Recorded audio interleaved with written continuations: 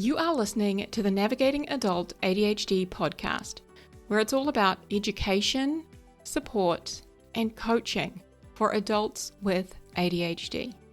I'm your host, Zena, a late diagnosed ADHDer, here to help you unpack the challenges, frustrations, and the positive side of living with ADHD. With my no BS approach, I'll help you to better understand your unique ADHD brain and how you can work with it to feel better, increase your self-confidence, improve your relationships, and ultimately achieve your goals. Hello, my friends. Welcome back to the podcast. So happy to be here with you guys today. I'm recording this a couple days late, and I've just been thinking about you all. I've been thinking a lot about our podcast listeners because I recently ran a class, and you may have listened to a little quick bonus episode a little while back, and that class was the 4 keys to managing ADHD. And it was an incredible class. It was an hour long. There was an amazing response from those of you who came live, who also caught the replay, telling me it was just so helpful. It was very relatable and that you got so much out of it. And I remember one listener saying that they came in quite skeptical, but by the end they were in tears because they really related to me sharing my story and, just having this deeper understanding of ADHD and how they could, apply these things to their life. So, of course, that got me very emotional, but that was the kind of impact from this class. And, I just got to say, I have loved meeting so many of you guys, so many of the podcast listeners, and interacting with you all and having that connection. I really love and enjoy that connection. So if you are a listener and you have a question or something that you would like to share, then I invite you to come and hang out over on either Instagram or Facebook and send me a DM, send me a message. Or comment on a post or a video. I'm always sharing like reels on Instagram, etc. And just know that I always respond. Like, you will hear from me. I love hearing from you guys, and I may not reply straight away because, I've got ADHD and my system is to screenshot it thinking I'll reply later. And sometimes I see the notification a few days later. I'm like, oh, shit.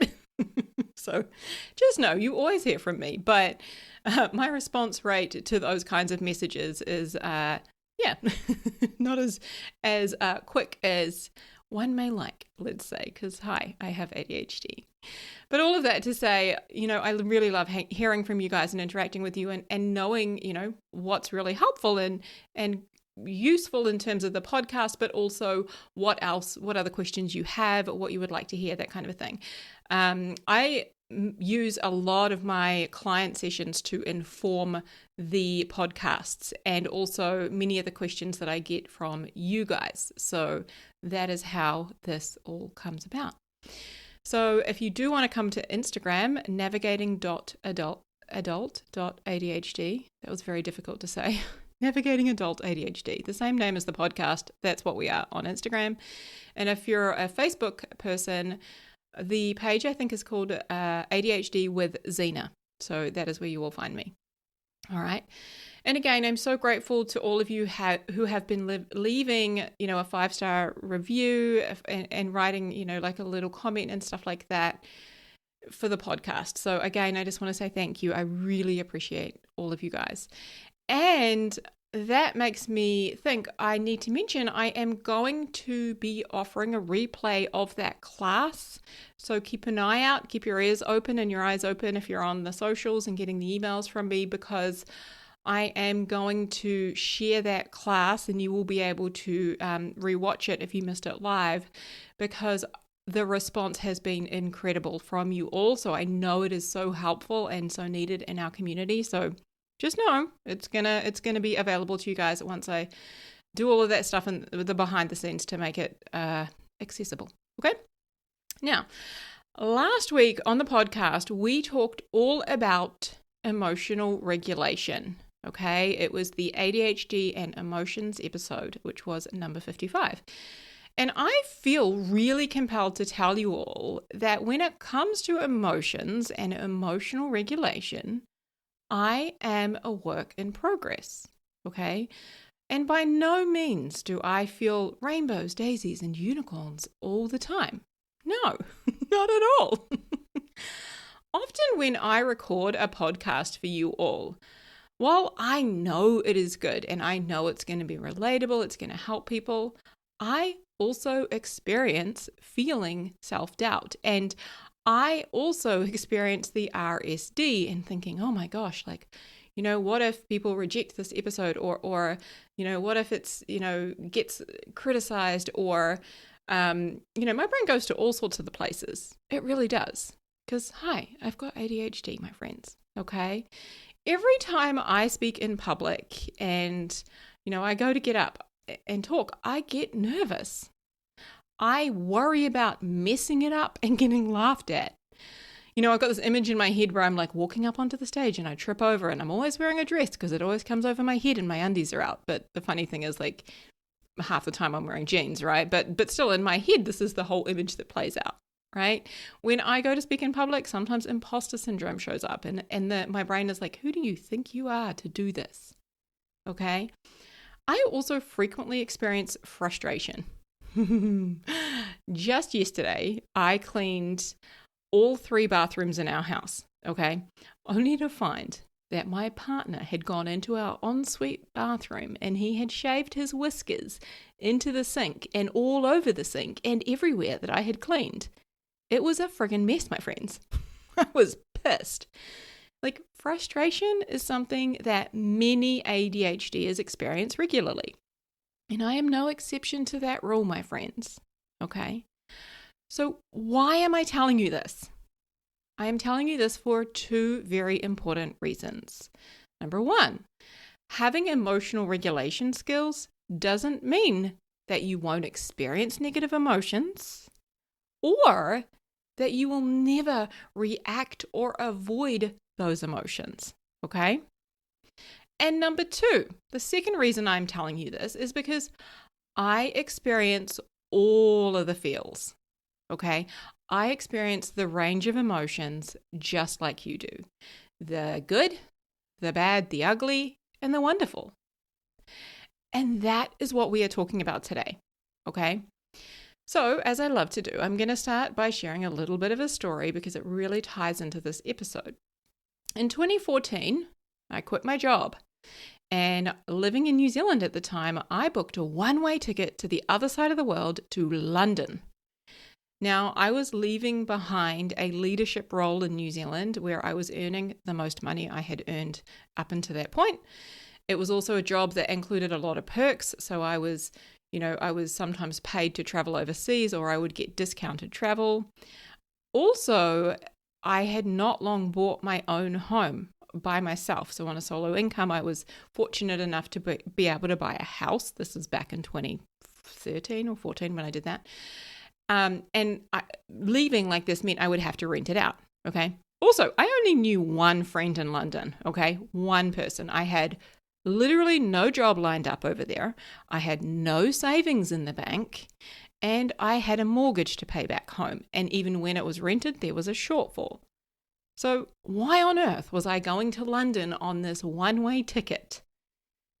Because, my friends, I was not happy. Now, even after having ticked some of the boxes, traveling, buying a house, having a great job, making good money, all of that, okay, I was not happy. And I was convinced that I would be happy if I moved to London. There was this one friend I had there and she was so happy. She loved London. She was living her best life ever. So happy. And so in my brain, I thought, okay, if I just moved to London, if I could move to London, then I would lose this weight and I would make more money and I would travel more and it would be amazing and I would be so, so happy. So I made the decision to move one way to the other side of the world based on desperately trying to arrive at a destination called happy. How many times have you thought, when I do this or when I get this, then I will be happy? For me, this had been many times. I had lost weight multiple times over and over, right? I had lost it, put it on, lost it again, put it on, lost it again, thinking that by losing weight, I would be happy. Okay. And I wasn't. I also bought a house thinking that it would make me happy. And while I enjoyed it for a while, it didn't make me happy. I bought a new car thinking, I'm going to be so happy with this new car. No, that didn't last very long. I was caught in the happiness trap. I was convinced that I was doing something wrong or that there was something wrong with me because I was not happy and I wasn't feeling good most of the time. Can you relate? My friend, have you ever, achieved a goal or bought something only to discover that you don't feel that great and to kind of wonder, why don't I feel better? Why am I not happy? Like, what's wrong with me? What's going on? If you can relate to this, my friends, you are not alone. You see, society has made us believe that we should feel good all or most of the time. Okay? Society has sold us this idea that the goal in life is to be happy. Buy this new iPhone, you'll be happy. Take this holiday, you'll be happy. Get a bigger, better job with more money, you'll be happy. Get a bigger, better house, you'll be happy. Like, it is no wonder that we think that there is something wrong with us or something wrong with our lives when we're not happy or feeling positive emotions most of the time. But here's the truth. Life is 50-50. Being human is 50-50. 50% positive emotions, 50% not so nice emotions, negative emotions. Half the time, we're going to feel great. We're going to feel really good. And half the time, we are going to feel like ass. Like ass. No matter who you are, okay? There is no exception to this rule, my friends. Even when we look on Facebook and are convinced otherwise. It doesn't matter how much money you have, how much fame or success you have. It doesn't matter how often you travel, how big your house is, or how slim and toned and fit your body is. Your life is still 50-50.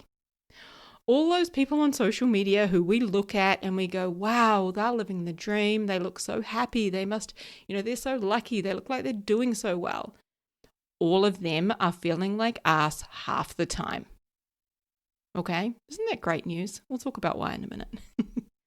Celebrities, right? Athletes, Oprah Winfrey, everybody. Why do you think that Britney Spears had her meltdown? I don't know what year that was, like 2000 or something, but Britney Spears had her meltdown and she shaved her hair off, right? Everybody remembers that when Britney shaved all her hair off, because even with all the money and the fame, she still felt crappy half the time. And she was trying to solve for that and fix it. Like, let's think about this for a minute, okay? When somebody you love dies, do you want to feel happy or positive emotions? Of course not. No, when somebody you love passes away, you want to feel grief and loss and sadness. When you don't get that promotion at work, do you want to feel happy? No. Like a normal response would be to feel disappointed. When you fall off a horse and break your arm, do you want to feel happy? No, you probably want to feel upset about that.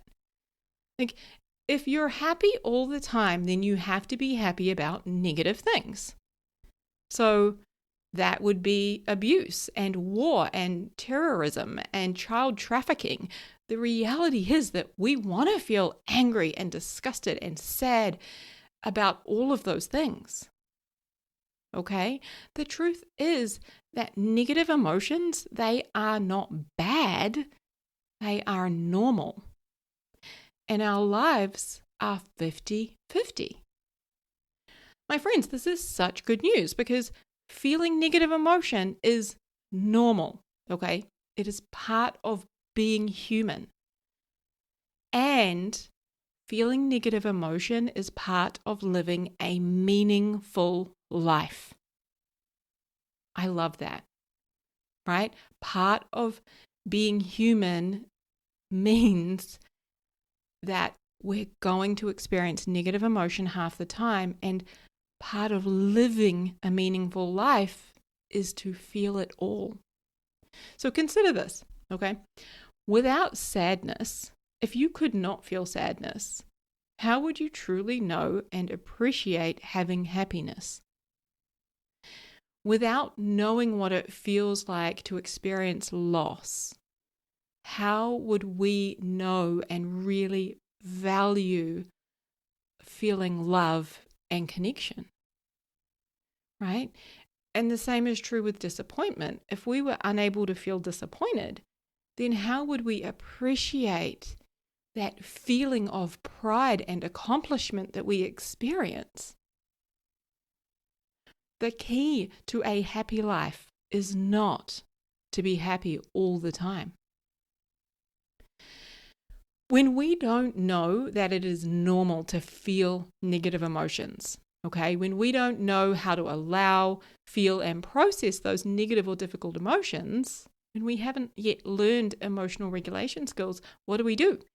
We try to solve for it. We try to fix it. We try to make ourselves feel better. We try to numb the pain of the emotions. Okay, so what does that look like? Well, it might look like drinking alcohol to feel better for yelling at the kids, or binging Netflix 24/7 when you're at home to numb the feeling of being anxious or lonely. And maybe it looks like eating your favorite foods to the point where you're absolutely stuffed full because you feel ashamed for what you said to somebody at work. We know that as ADHDers, okay, we have some challenges with regulating our emotions, and we talked about that in last week's episode. So as ADHDers, we have less dopamine, and our brains, they're wired to seek more dopamine. So because we have these challenges with our emotional regulation skills, and because we're wired to seek out dopamine and we have less of it, what that means is we tend to gravitate towards behaviors that, numb our emotions, or we try to solve for feeling bad or feeling negative emotions by doing things in the moment that, we think are going to make us feel better. Okay, we're trying to fix or solve for the emotion that we have. I'll give you an example of this. So when I was terrified of dating, and, I thought I needed to feel good in order to date. I thought that I needed to feel ready, I needed to feel confident, empowered, and all of these wonderful emotions. And because I didn't, what I was feeling instead was I felt fear, and I felt doubt, and I felt insecurity about dating.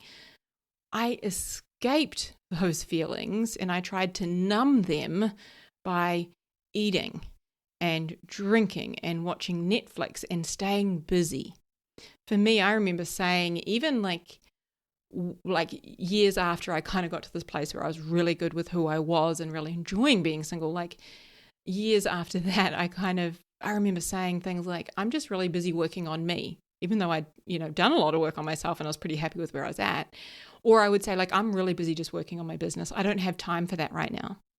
So I was using this staying busy as a way to escape my feelings of, being afraid and doubtful and insecure. I was using it, kind of to avoid, let's say. Instead of, allowing myself to feel afraid, allowing myself to feel the doubt and the insecurity and have that come with me and process it and still do the thing to get the outcome that I wanted. And that is what I did. I allowed myself to feel all of the things and did it anyway. Now, this is a thing that I am really working on for myself right now. And that is, my work right now is around processing emotions, allowing the negative just to be here. I often think of when I've got a negative emotion, I just think of it like it's just a bad smell hanging around. That's it. It's a bad smell hanging around just for a little while. It'll drift in and drift out. And I'm also focusing a lot on, regulating my emotions without making them a problem. This is where my work and my focus personally is right now. So when we want to be happy all of the time, we think if we're not happy, we have a problem and we need to fix it. Okay? When we think we should be happy and feel good all of the time and we're not, alarm bells, we've got a problem and we need to fix it. We need to solve for it. Okay? That becomes problematic. That fuels and feeds this idea that there is something wrong with us. My friends, the problem is not that we feel bad. The problem is that we think we shouldn't. And the other part of the problem is that we don't know how to regulate those difficult emotions. Now, my friend, imagine you won the lottery, okay? You win, I don't know, millions of dollars. Guess what? You will still feel like ass half the time. Like, you win the lottery, somebody you love is still going to pass away. Some of your friends, they're going to start acting weird and taking advantage of your situation, expecting you to like pay for everything. And, you know, it's going to be awkward and uncomfortable. You're probably going to lose some friends.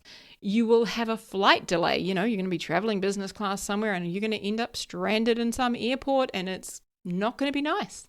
Like, you're going to experience sadness and anger and disappointment and frustration and all these things. You're going to have more money, don't get me wrong, but you're still going to feel all the feels, right? I've been really leaning into this, 50-50 of life lately and just really embracing that. Because I've had some, pretty good success lately in terms of some of my professional goals, some of the impact I'm wanting to have, some personal goals as well. And these things are going well and these things that I have wanted are kind of happening and some of them are looking like they are very likely to happen. And it's like, holy shit, this is going to be a huge year and that's amazing. And yet, right, I'm creating these things that I have wanted for years. And I'll tell you a little bit more about these things in coming episodes, right? But I'm doing these things and I'm getting these awesome achievements. And you know how I feel, my friends? I feel crappy. Like, I am feeling, I don't feel amazing. I don't feel wonderful all the time. Like, I feel crappy like half the time. I really do.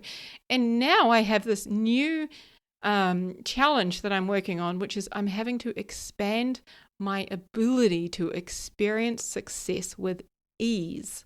Because previously I was like, I have to work so hard and everything's really difficult and all of this. And that's the only way I can create success. And now I'm having to change the way I think about that and allow, a whole new mindset shift, basically. I won't get too much into that because, man, I'm navigating some shit. It's great, but hard at the same time, right? So I was having this conversation with my bestie the other day and I said to her, hey, things are going really well. And we were celebrating some of the things that are happening.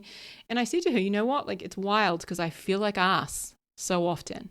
I said to her today, I feel incredibly anxious. I just do. I feel really, really anxious. And, I was walking along and I'm processing some of this anxiety on my walk and I'm realizing there is nothing, going wrong. In fact, there is so much going well right now, but my brain and my body are not kind of computing that. I said, I'm just feeling so anxious today. Half the time, I just feel like ass, right? There is also this thing in the coaching world. I don't know who came up with this, but in some of the coaching communities in the school that I certified through, they call it BAF Club. I think I've officially qualified to BAF Club.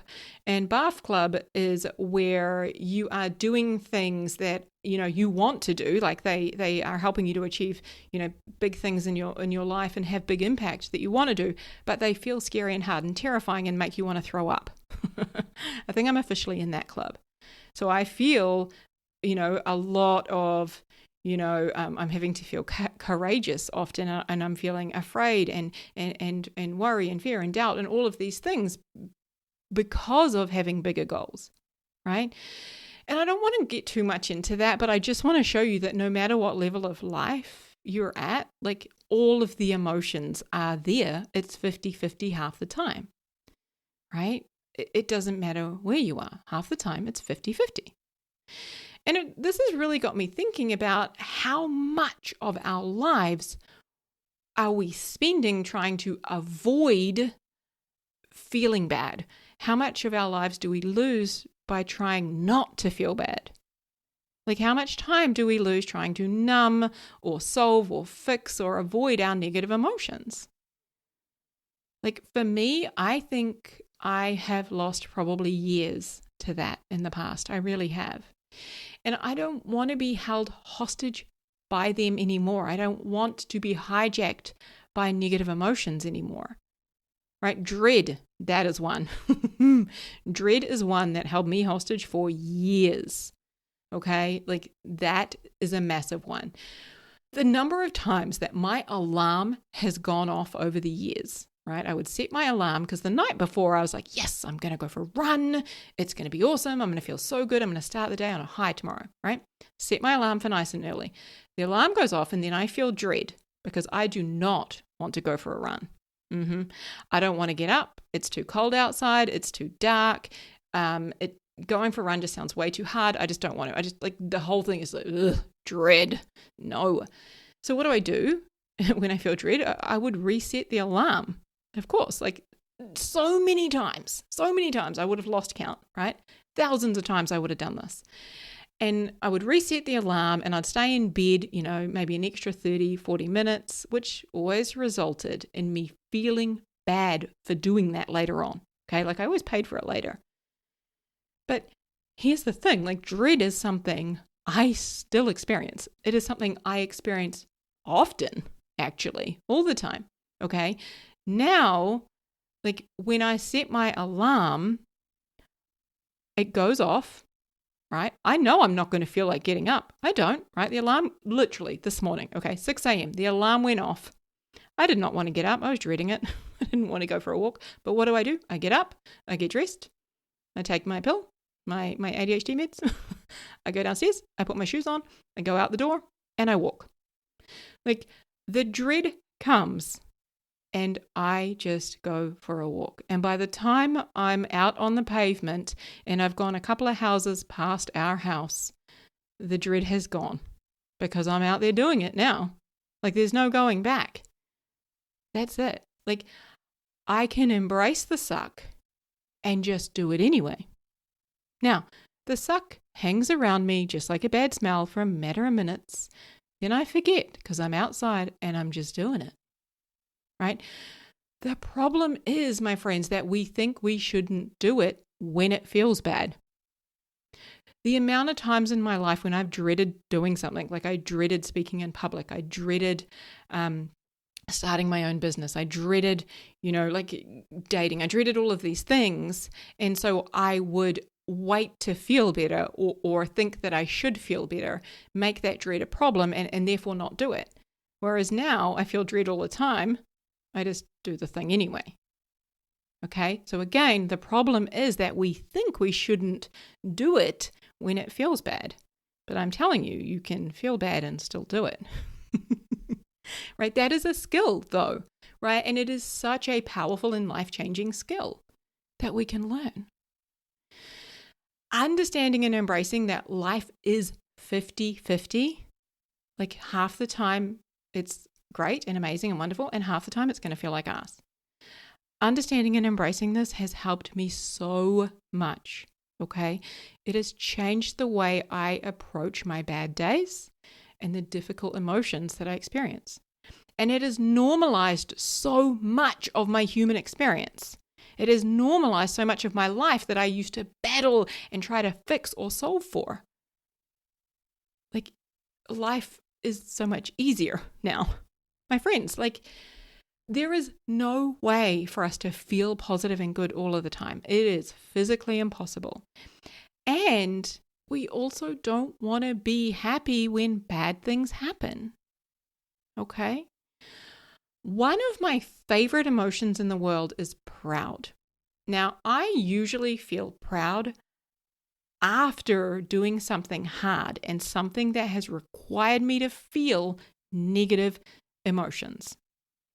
So, for example, Like the first date I went on after 10 plus years of being single, it was like hilarious. And that is a story for another day. But after that date, okay, there was not going to be a second date. However, I felt so proud that I had finally done this thing that had been so hard and so scary for me. Like I had done it. I had done something that I did not know if I was ever going to be able to do that was so terrifying for me. Now, I know that for a lot of you dating, you're like, yeah, that's not that hard, right? So apply it to something else in your life. For me, that was the thing that was terrifying, okay? But when I finally did it, I was like, holy shit, I can do that. If I can do that, what else can I do? Like the pride that we experience, that is such an incredible feeling. And like I said, we often earn that feeling of pride by experiencing lots of difficult emotions along the way.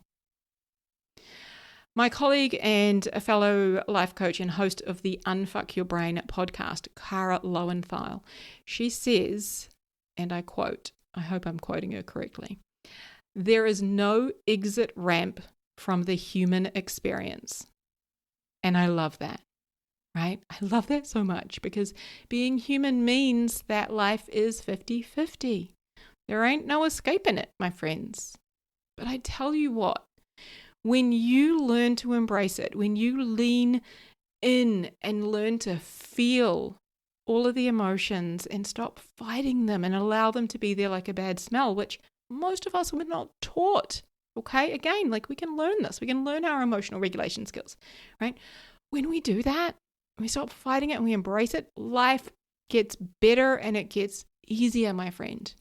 It really, truly does. Okay, friends, that's it for this episode. Huge, huge love to you all. Take care. If you are loving what you're learning here on the podcast, but you still feel like your ADHD is holding you back, I can help. Using evidence-based coaching tools and my own experiences, I'll help you to manage your emotions and feel better, to increase your productivity, grow your self-confidence, and create the life that you were meant for. Visit zenajones.com/thrive and schedule an ADHD support session to get started.